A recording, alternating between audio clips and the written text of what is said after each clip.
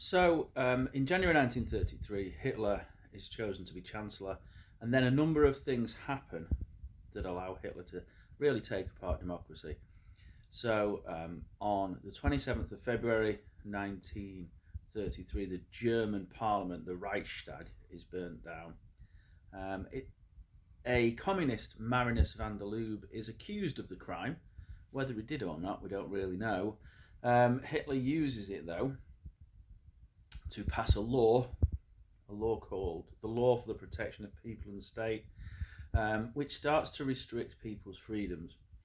And this is the first time that people's freedoms are being taken away.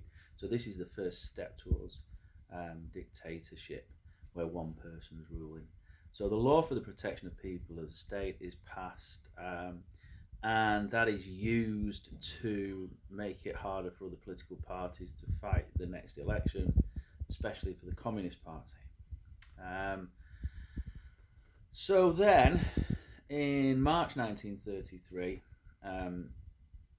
Hitler passes a law that gives him the power of a dictator, and it was called the Enabling Law. Now, this was a vote that was taken in the Kroll Opera House because the Reichstag had been burnt down, so the Kroll Opera House was acting as a temporary parliament. And it was passed by something like 444 votes to not very many.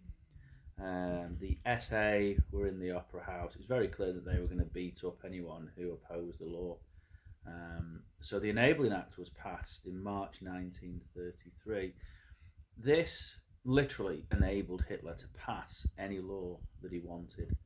So that gave him complete political control to pass laws, the complete legal powers to pass laws.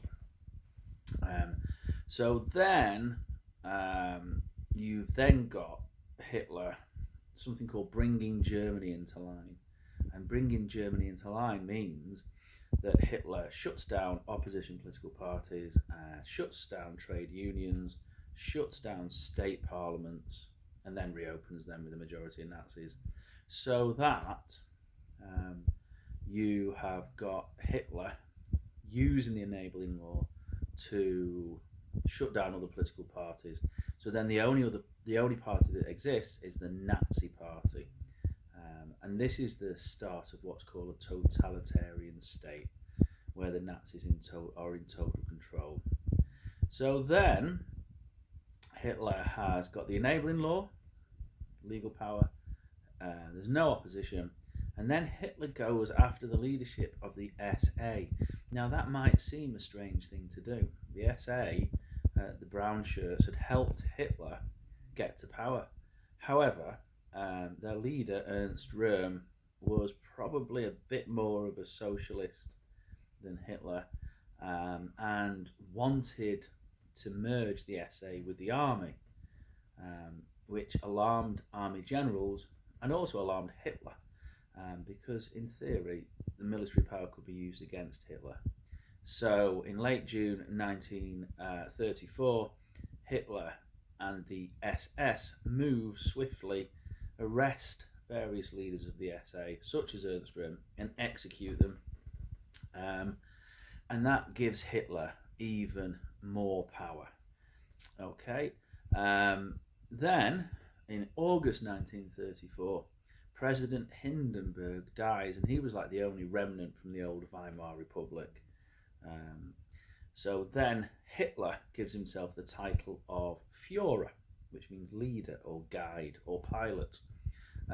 So Hitler gives himself this title of Führer, and he makes the army swear an oath of loyalty specifically to him.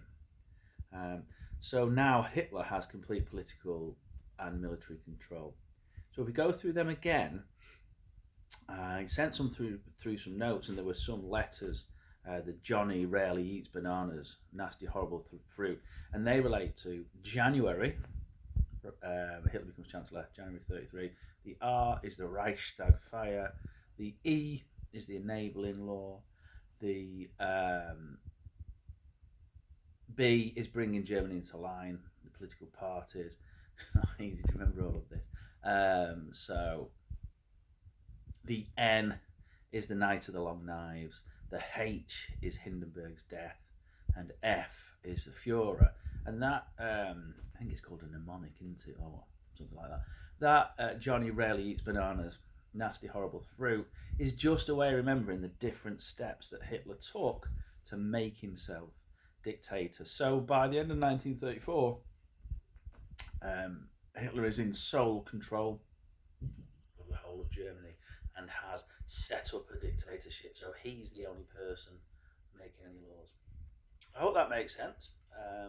Feel free to make notes off this if you want, and I'll post this on YouTube shortly, and hopefully it'll help people. All right, thanks a lot. Bye.